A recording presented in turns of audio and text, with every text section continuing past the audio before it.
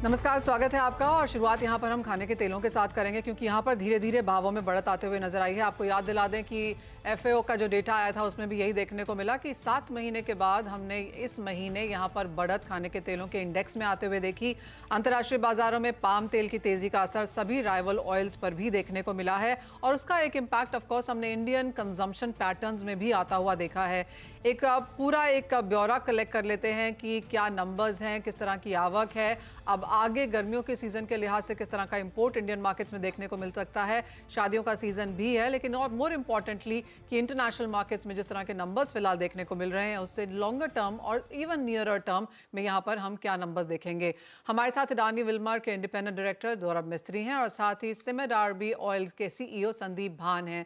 वहीं SMC global securities की वंदना भारती हमारे साथ मौजूद होंगी सभी कमोडिटीज में बात करने के लिए। लेकिन सबसे पहले बात यहाँ पर खाने के तेलों पर करेंगे। ये एक ऐसा सेक्टर है जहां पर इंपोर्ट्स के लिए हम बहुत ज़्यादा डिपेंडेंट हैं। इंटरनेशनल मार्केट्स में जिस तरह के प्राइस मूवमेंट देखने को मिली है उसका सीधा इंपैक्ट हमने इंडियन मार्केट्स में कंजम्पशन ट्रेंड्स पे आता हुआ देखा है। आप दोनों का कार्यक्रम में स्वागत है। सबसे पहले तो आपसे यही जानना चाहेंगे कि as of now international markets में क्या ट्रेंड्स हैं और जो प्राइस मूव्स हैं वो किसके इंडिकेटिव हैं। गौरव, बहुत शुक्रिया आपका साथ जुड़ने के लिए। You go first. Thank you, Manisha. My greetings to all the viewers of CNBC. देखिए, मैंने तो काफी 2 महीने पहले से ये बताया था कि बाजार में तेजी आने वाली है। जब हमने बताया तो लोग को लगा कि डाउटफुल है, अब माल बहुत है, दुनिया में इतनी इजीली तेजी आ नहीं सकती है, लेकिन हम भरपूर तेजी में बैठे हैं आज। थोड़ा बहुत हर बुल मार्केट में हमेशा पहले बाउट में एक तेजी आती है, उसके बाद मार्केट साइडवेज जाती है और फिर उसके बाद नए फैक्टर उभरते हैं और नए फैक्टरों पे निर्भर होता है कि ये तेजी आगे चलेगी कि नहीं। अब लगता है कि जो हमने पहले टारगेट दिया था कि बीएमडी के फ्यूचर्स 4500 पार कर देंगे, लगता है कि वो हो जाएगा। करीब करीब 4500 के नजदीक हम आए, फिर थोड़ा रिट्रेसमेंट हुआ, लेकिन ये आगे आ सकता है। काफी तेजी का मामला माहौल मौसम पे निर्भर है। अब देखना है कि यूएसए और कनाडा में अब बोई चल रही है सोयाबीन की और रेपसीड की। तो ये बोई कैसे चलेगी, कितना विस्तार पे बोई होगी और फसल कैसी होगी, ये सब अगले 3-4 महीनों में स्पष्ट हो जाएगा और उसके ऊपर निर्भर रहेगा ये भाव का मार्गदर्शन। मेरा ख्याल है कि ये तेजी रहेगी और हिंदुस्तान में भी हमारे कंज्यूमर को थोड़ा बहुत कष्ट संभलना पड़ेगा, क्योंकि भाव काफी वाजिबी है आज। और इसमें अगर दूसरी 5 या 10% की तेजी आए तो आश्चर्यजनक नहीं है। तो 5 से 10% की तेजी यहाँ पर आ सकती है। दुर्लभ, ये आपसे ही सवाल है। लोज से अगर देखें 2024 के लोज जो पाम के थे वहाँ से जहाँ पर अभी हम खड़े हैं अभी भी 18% ऊपर हैं। इवन एज हम हाई से थोड़ा सा यहाँ पर नीचे आ चुके हैं। आप कहेंगे जो 4500 के लेवल्स की बात आपने इनिशियली की थी वो आते हुए नजर आएंगे? हमने ऑलमोस्ट वहाँ तक प्राइसेस आते हुए देखे ही हैं, लेकिन यहाँ से 5 से 10% की तेजी 4500 के करीब करीब ले आएगी हमें फिर से? देखिए, पाम प्रोडक्शन का की जो भाव है, उसकी जो कॉस्ट है वो भी काफी बढ़ गई है पिछले 2-3 सालों में। आप संदीप जी से पूछिए, वो तो बड़े प्लांटेशन वाले हैं मलेशिया और इंडोनेशिया में, और वो मेरे से समर्थन करेंगे कि इनकी मार्जिनल कॉस्ट, यानी हर एक टन पाम ऑयल ज्यादा बनाने की कॉस्ट आजकल अच्छे एफिशिएंट प्लांटेशन में करीबन 2500 रिंगिट, 2800 रिंगिट तक पहुंच गई है। तो अगर कॉस्ट इतनी बड़ी है तो फिर भाव भी बढ़ने चाहिए। और अब हर एक चीज में देखिए, वेजेस में देखिए, मिनिमम सैलरीज में देखिए, फर्टिलाइजर के दाम देखिए, तो कॉस्ट काफी बढ़ चुकी है और कॉस्ट के मुकाबले में दाम उतने नहीं बढ़े। तो ये कैचअप, जिसको हम इंग्लिश में कहते हैं, कैचअप हो रहा है और ये कैचअप से ये करीब 15-18% की तेजी आई है और थोड़ी तेजी और भी आ सकती है। देखिए, एक बात मत भूलिए, जी। दुनिया में 2 बड़ी लड़ाइयाँ चल रही है हम्म। और लड़ाई के समय में हमेशा, हमेशा तेज़ी आती है, इन्फ्लेशन आता है। ये हमको कभी भी भूलना नहीं चाहिए।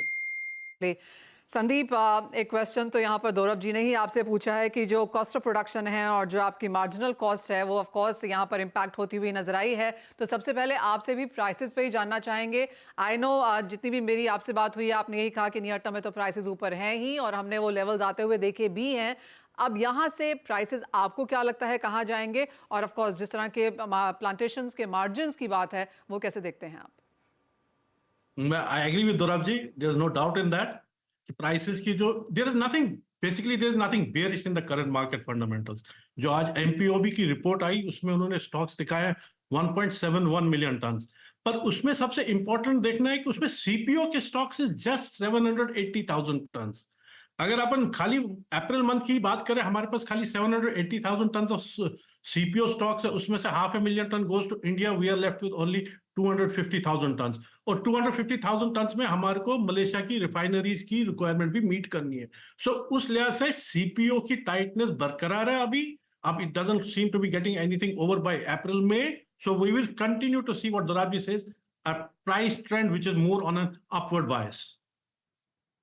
संदीप, तो इंडिया इन हायर प्राइसेस पे भी यहाँ पर खरीद रहा है और हमने देखा है कि यहाँ पे जो मांग है वो गिरती हुई नजर आई है। लास्ट मंथ की अगर बात करें तो सबसे 8-10 महीने में सबसे कमजोर खरीदारी पाम की इंडियन मार्केट्स में हमने होते हुए देखी, बिकॉज बाकी राइवल ऑयल्स अब यहाँ पर चीपर हैं। क्या ये ट्रेंड आपको लगता है मई जून तक बरकरार रहेगा? India ने basically they switched over from the excess discounted sunflower oil and soybean oil में उसमें डिमांड शिफ्ट हो गई at the cost of palm. But palm की जो कोर डिमांड है इंडिया की 500 to 600,000 ton, that is intact, उस पर कोई इंपैक्ट नहीं है। 500 to 600,000 ton every month India जाएगा। दौरव, आप कैसे देखते हैं इंडियन डिमांड को जिस तरह से ये पैटर्न चेंज हुआ है? I mean I don't even think most of the Indians realise कि ऑन द बेसिक सेल जो ब्लेंडिंग ऑयल्स हैं उसमें कितना पाम है, कितना ही और कुछ है। वो एक चीज़ है जो आई थिंक काफ़ी एब्सेंट है अवेयरनेस के हिसाब से। लेकिन आपको भी लगता है कि 500-600,000 टन पर मंथ यहाँ पर आता रहेगा और यही हम अगले 2 क्वार्टर्स में भी देखेंगे? जरूर लगता है, क्योंकि देखिए हिंदुस्तान का कंज्यूमर और हिंदुस्तान के इंपोर्टर्स बड़े होशियार होते हैं और वो हमेशा नाप तोल करते रहते हैं कि सबसे कॉम्पिटिटिव कौन सा तेल है। और आप अगर ये अच्छी बात है कि हिंदुस्तान का कंज्यूमर और हिंदुस्तान का इंपोर्टर दुनिया का सबसे बड़ा इनोवेटर है, और जैसे ही दाम कम होते हैं और एक ऑयल ज्यादा कॉम्पिटिटिव होता है तो वो लोग उस ऑयल की तरफ ढलते हैं।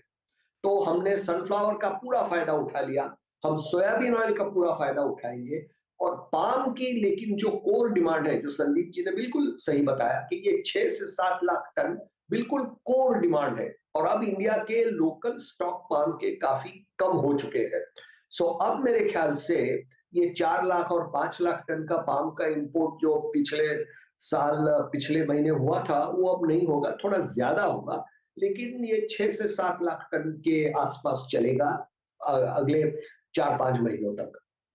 संदीप, आपने यहाँ से प्राइस व्यू नहीं बताया। अब आपको क्या लगता है कि यहाँ से अगर और भी तेजी है तो वो कहाँ तक जा सकती है? I follow Dorabji on the prices. I fully agree with Dorabji that the price uptrend is intact. Like I said, अभी bearishness कोई मार्केट में दिख नहीं रही है। लेकिन 45-46 कहाँ तक आपको लगता है कि एक सीलिंग बन जाएगी? स्पॉट मंथ में तो अपन 4500 के आसपास ही घूम रहे हैं। It's only the inverse which is rolling down. आज अप्रैल खत्म हो गया, अप्रैल वाज 4500 प्लस, आज वो 44 समथिंग क्लोज हुआ है, but now may has to come up because यहाँ पे जो फिजिकल प्राइसेस हैं they are trading 4500 plus plus, so we won't have a gap of physical and futures of 100-120 ringgit, so that way upside in futures is expected. तो भी संदीप, यहाँ से 5%, 10%, 15% कितनी percentage और तेजी के साथ आप कैलकुलेट कर रहे हैं?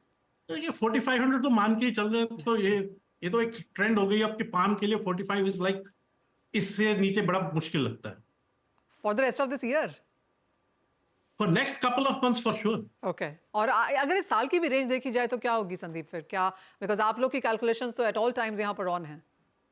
If I have to go for full year forecast, I would go somewhere around 4,000 to 4,500. Alright, तो आपको लगता है we are on the toppish side here right now? on the spot months, because forwards are heavily discounted. Those discounts have to narrow down, and that will be more towards upside than on the downside. Okay अब बात यहाँ पर international markets की कर लेते हैं। गौरव, आपसे जानना चाहेंगे, काफ़ी सारे फैक्टर्स हैं, जैसे आपने कहा जियोपॉलिटिकल्स हैं, मौसम एक और चीज़ रहेगी, कंट्री साइड और भी है, जो ईयू का डिफॉरेस्टेशन है वो एक अलग मसला है, तो काफ़ी सारी चीज़ें हैं as of now edible oils के देखने के लिए। इंडिया सेंट्रिक अगर यहाँ से हम अंतर्राष्ट्रीय बाजारों को देखें, क्योंकि जिस तरह के इम्पोर्ट्स हमारे हैं, क्या चीज़ें भारत को फिलहाल यहाँ पर ध्यान रखनी चाहिए?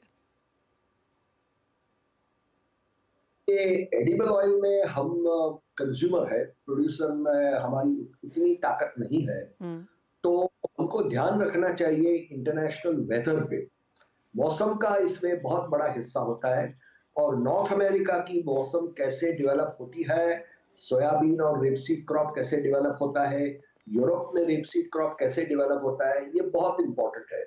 और दूसरी बात कि ये नया ला नीनिया जो अब शुरू होने की संभावना है, उसके ऊपर हमको बड़ी जांच रखनी चाहिए। ये इम्पैक्ट पाम एरिया के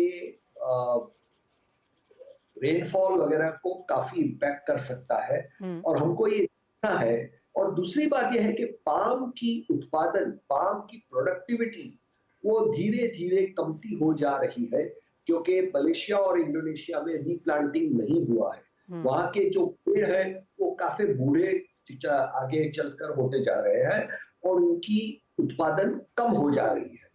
तो ये सब फैक्टर को हमको ध्यान में रखना चाहिए, और इसलिए ये बहुत महत्वपूर्ण है कि हम हमारे देश में तिलहन का उद्योग ज्यादा से ज्यादा एनकरेज करें, और ऑयल सीड खास करके मस्टर्ड की क्रॉप ज्यादा से ज्यादा एनकरेज करके बनाए, क्योंकि उसी से हिंदुस्तान थोड़ा सा, तो कंप्लीट आत्मनिर्भरता तो नहीं आ सकती है, लेकिन थोड़ी सी सेल्फ सफिशिएंसी अगर हम लाए 60% तक, तो हमारे देश के लिए अच्छा।